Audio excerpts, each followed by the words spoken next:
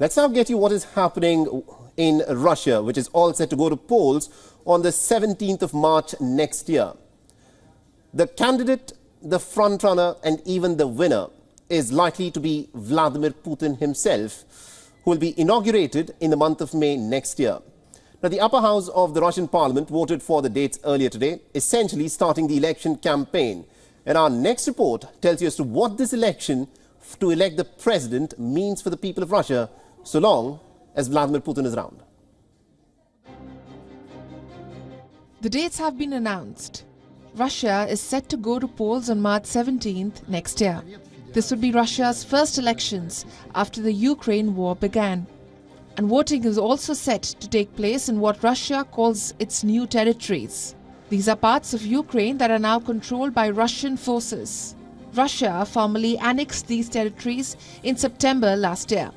The upcoming polls also come months after Russian President Vladimir Putin faced his first major challenge in the Wagner rebellion in June this year.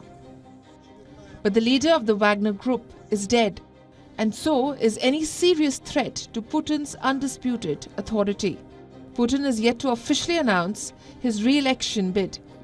If at all he decides to run again, he would be assured of a victory, given his iron fist control of state institutions and the media.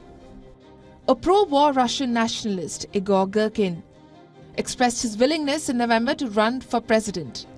But Girkin is in custody awaiting trial for inciting extremism.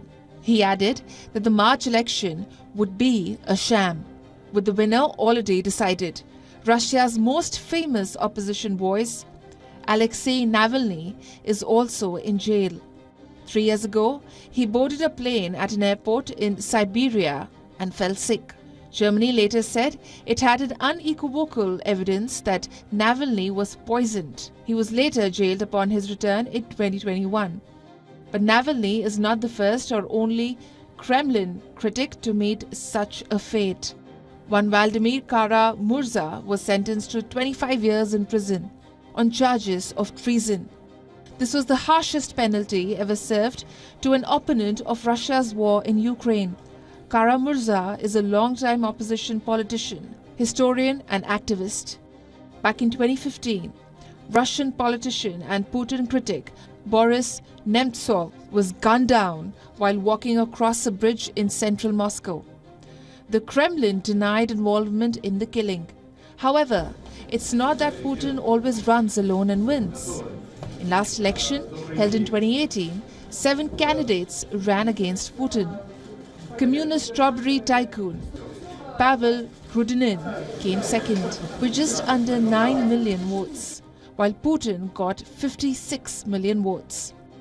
Around 110 million people have the right to vote in Russia, and over 70 million people usually take part in that exercise.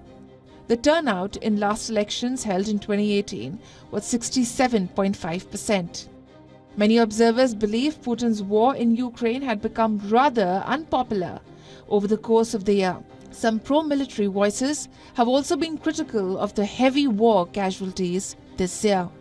These factors may perhaps influence the race to power in Russia, even as Putin continues to remain in pole position. Bureau Report, WION World is One.